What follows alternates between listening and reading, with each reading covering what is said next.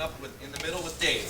Mike, any concern with the injury with Adolphus Washington lingering? With Mike Bennett, the groin injury lingered last year. Any concern with that with Adolphus, or how serious is the injury as far as? No, I don't think so. I think we trust our training staff. We trust our doctors, and we're just going to put him out there and see what he can do. And we're not going to push him, but when he's ready to play, we'll have him back in there. Talk about that fine line of football players wanting to play and be tough guys. I mean, Mike Bennett said he rushed himself back last year. Luke Fickell played in the Rose Bowl with a torn pec. Where's that line you have to walk with these guys of being tough guys but not rushing themselves back? Well, I think it's in combination of the player, the injury. There's a lot of things that go involved in when you can play and when you can't play and when you shouldn't play. And I think that, every time we go out there, whether it's practice or the games, we have to understand what we can do and what we can't. And I think that we have to be careful, with guys, when you talk about groins and going out there and practicing a little too soon or, whatever we may have as injuries as players. I think you have to be careful and make sure that you worry about what you can do as opposed to what you can't do. I think that as a player, you get caught up in what I can't do this, I can't do that.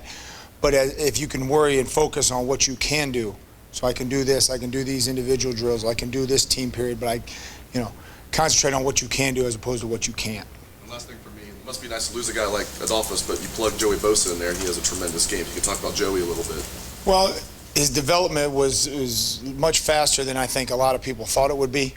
Certainly, he's a much smarter football player as a freshman than I had ever envisioned. I think physically we thought he could come in here and play, play at this level, play at Ohio State, play against the type of opponents that we're going to play against. But it was his mental approach and then how quick he picked it up mentally that I think, surprised me. Front row left, Rusty.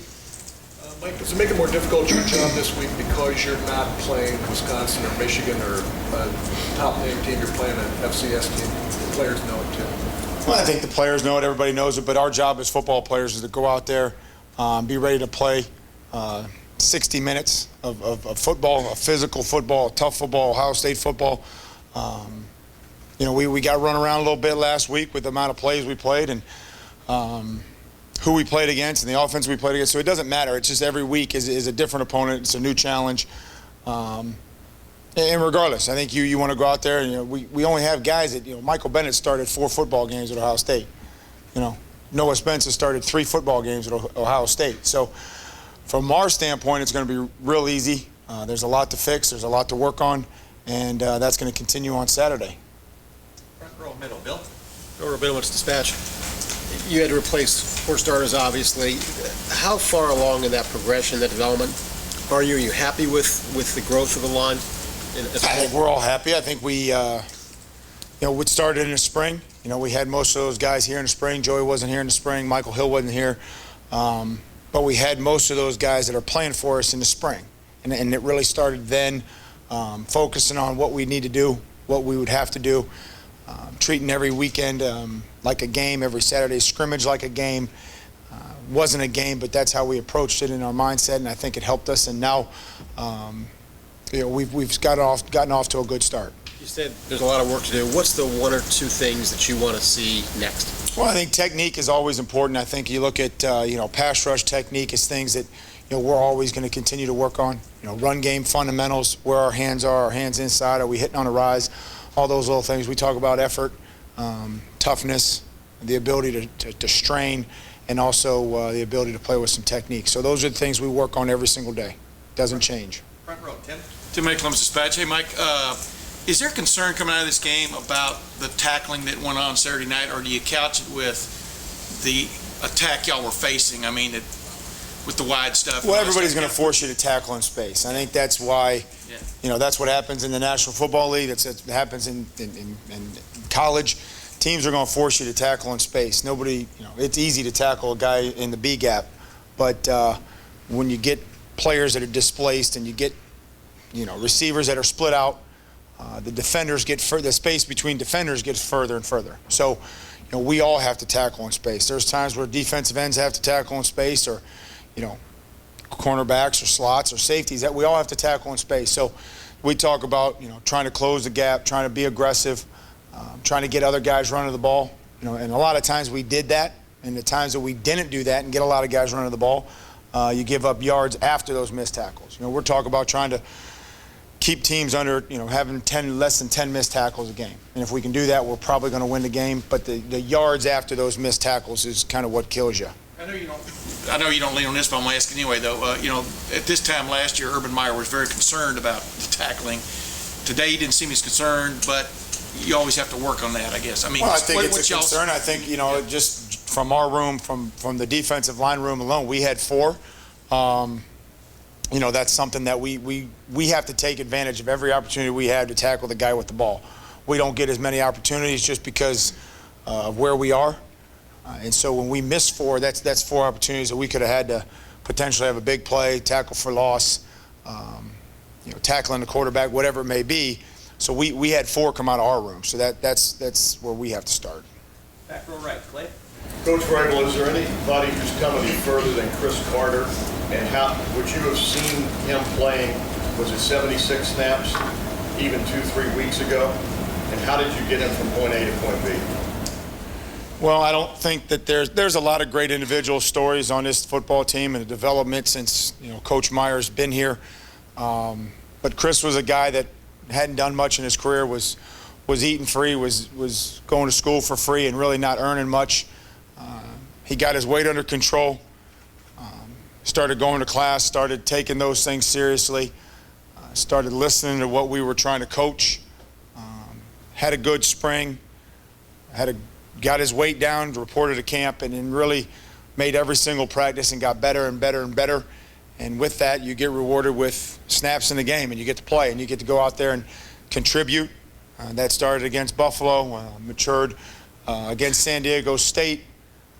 And then last week, the opportunities that he got, made a sack, made a tackle for no gain. So we need to continue to get him in there. He's a big athlete that can help us. He wants to be out there now. He acts like he wants to be out there. He comes into this building when he doesn't have to be. He's watching film, and he's getting treatment and doing things that good college football players do. Front row, Austin. Mike, is there a difference between a Viper and a Leo? No, we just thought Viper was a little cooler. That's the whole motivation. It seems so. Is everybody embracing a more aggressive sounding nickname like that? Yeah, I guess so. I don't know. We'll take a vote. We'll put it up on social media what we want to name it. Front row left, Doug. Mike, I know it's the other side of the ball, but with what Kenny Guyton has done, are there any lessons that all players can take away of how to practice as a backup, how to conduct yourself as a backup to get yourself ready? Absolutely, and I think that we do that. We talk about that. Coach Meyer talks about that, a competitive excellence. I think you go home and, my wife or my kids will tell you when your number's called, you got to be ready, and that's the definition of competitive excellence. Listen to Rashad Jennings. I think he was signed from Jacksonville to the Raiders this year, and one night going home late, I think they were doing an interview with him, and he talked about there are no backups, and he approached that as there was no backups. The backups were the people that weren't in the league or weren't on the team, and so he approached every game as a starter, and that was what enabled him to, when Maurice Jones-Drew went down, come in and be really productive. And so I came in the next day and tried to share that message with the guys in the D-line room to say we all have to prepare as starters, and we may not be starters, but take the mindset that there's no backups and that you prepare as a starter because your number can be called pretty quick. And Kenny's done that since, as far as back as I can remember. Back row, Kevin. Mike, Kevin Newton, BuckeyeGrove.com. Michael Hill, I don't recall seeing him out there. Was it an injury concern or just not something that? No, that was simply a coach's decision. And we continue to work with Michael. We continue to make sure that he knows, one, know what to do, and two, that he's playing up to the ability, the level that we expect of our guys that go in there for our defensive line. Last 2 questions. Todd, middle. Mike, Todd Porter, Canton Rep. Who, since the spring of your guys up along the front there, who's made the most progress that you had in the spring to this point? And kind of a second part of that is, are you guys deeper at that position than you thought you would be at this point? Yeah, we're missing Tommy Shutt right now. We're missing Tommy with his injury. He was going to help us at both spots inside. I think Chris Carter's shown the most improvement. I mean, Chase Ferris has. We didn't have him in the spring. Chase went in and played with good effort, great effort. He's learning how to play D-line again after being on the offensive side. Joel's playing consistent. Michael Bennett's, out there every single snap at practice, practicing hard.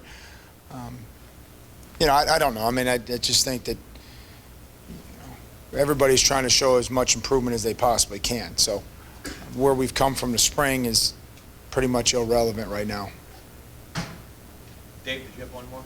I was going to ask about Mike Hill. I'll call an audible and ask about Chase Ferris. Do you think that's a permanent move, that he'll be a D tackle for the rest of his career? Is it too early to tell? Well, I think for this week and for the weeks to come until I think we get Tommy back, we're pretty thin right there.